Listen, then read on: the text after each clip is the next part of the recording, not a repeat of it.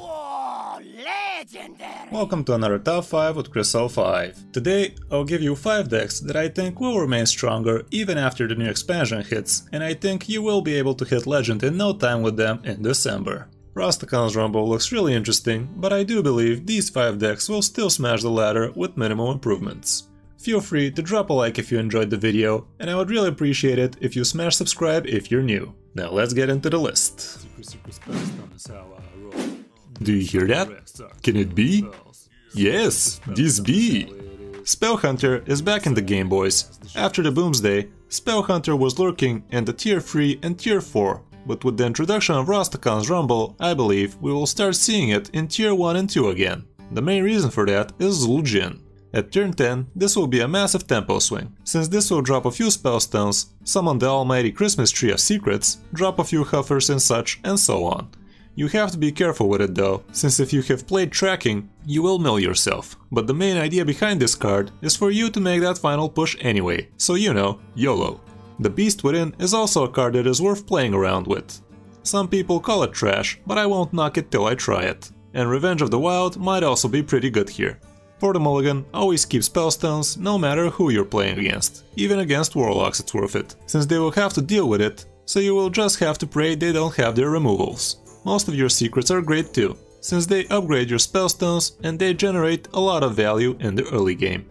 Versus some heavy control classes, it's worth to keep Rexar, and you can even use it as an AoE against Paladins and Zoo, but you have to be a bit lucky there. Playing it on turn 6 can give you a massive swing, and if you have a few good pulls from the Zombies, it should get you that win.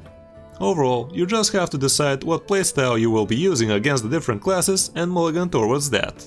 I'm looking forward to seeing this deck smashing ladder once more, but only time will tell if Zul'jin will be enough to bring it back to greatness. Next we have Malygos Druid. This deck literally saw zero support from the new expansion, but I still believe it will remain strong, especially while people are still scattering to discover the new working archetypes. The new expansion actually introduced a very powerful card against this deck. Mojo Master Zihi, set each player to 5 mana crystals. This will be especially disruptive to the Malygos combo, but it all depends on how many decks will actually opt for this 6 mana minion. Playing with limited mana crystals is aggro's speciality, but we might see it in some mid-range decks too, since the card will be excellent versus all combo decks including Mechatoon and Shutterwalk. Didn't really sell why I believe this deck will remain strong, huh? You have to know that Malygos Druid has a lot of win conditions, and not just the LTK with Malygos. You can actually win some matchups just by flooding the board with Spreading Plague and Arcane Tyrants or MC Techs and buffing that white board with your branching paths. This strategy works really well versus mirror matches, and in other matches you can just fatigue your opponent, or you can set up a 2-turn lethal with Alexstrasza. Against fast aggro decks, all you need to do is survive till you can stabilize and outvalue them. Throwing Moonfires and Naturalizes is perfectly fine against those decks, since you will need all the help you can get to drag the game to mid and late game, where you will start to shine. For the mulligan, you always want to keep your Wild Growth and Nourish. Depending on the matchup, keeping the weapon is a good idea most of the time too. If you think you're playing against aggro or a faster mid-range deck, you need to keep Spellstone and Swipe. Overall, I would be surprised if Malygos Druid doesn't remain in the top 2 tiers of the meta, since it has so much sustain, removal and win conditions. Out Paladin is another great deck that should remain strong, especially in the early new meta. Fast decks like this will pummel through unrefined new Rumble decks with ease, and if it's quick legend you're looking for, then this is probably the best deck for you. There aren't many new cards worth even considering including in Out Pally's list, but we might start seeing Ornate Turtles in here, which is not really worth mentioning. Sightless Ranger may also be worth testing, but I'm not sure about that. I remember this list wreaked a lot of havoc back when Witchwood came out, and I did one of my fastest legends ever with it, with about 50 games from rank 5 to legend, so I think we might see history repeating itself.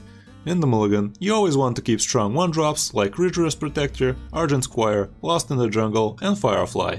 Raid Leader, Unidentified Maul, Divine Favor, Fungomancer and Level Up are also nice keeps in cases where you already have a bunch of 1-drops in your hand. If you don't have that much dust and you want to climb ranks fast, I'd say you will be pretty fine with this deck even after the expansion hits.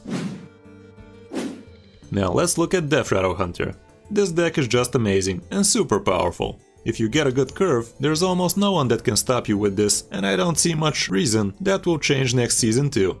As long as the meta doesn't become super aggro from the new expansion, the stupid amount of value Death Rattle Hunter brings will ensure its tier 1 status. We actually saw a really good card from the new expansion that will get included in this list, the Undertaker. Gain the Death Rattle effects of 3 friendly minions that died this game. This is really crazy, and it doesn't have the worst stats too, sitting at 8 attack and 5 health. If the meta does turn super aggro, maybe including Unleash the Hounds and a few secrets instead of the Big Beasts and Katrina package might be worth investigating. On the mulligan, you always want to keep your eggs, kill set, tracking, and if you already have the egg, it's a good idea to save some Death Rattle activators too. Against aggro matchups, Candle Shot Bow, Flanking Strike and sometimes Spider Bombs are good keeps. Against more control-oriented decks, Rexar is the best infinite value you can get. True, Death Rattle Hunter is really expensive, but if you have the dust to spare, I think you won't regret crafting this deck.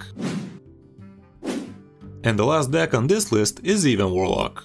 This is another deck that I believe will remain strong for as long as Gang Greymane is around. There is literally no new cards that even have a chance to get included in this list, but that shouldn't be a problem for it to still smash ladder. If you played this deck in the previous season, I think you will be perfectly fine with it in the new season as well. For the mulligan, you still have to be greedy most of the time, so you can get your big Twilight Drakes and Mountain Giants as soon as turn 3 or 4. Versus aggro, it is better to save some 2-drops, a Defile, Hellfire and Amethyst, and versus hard control matchups and hunters, saving Geist is a great idea too. So that's it for this video, guys. These are my predictions for all decks that will remain strong in the new expansion. If you have the extra dust, you might want to try climbing some quick ranks with these, but if that's not the case, it will probably be better to stay away from crafting before the meta settles. Thanks for watching, guys. I'm Crystal5 and I'll see you in my next video.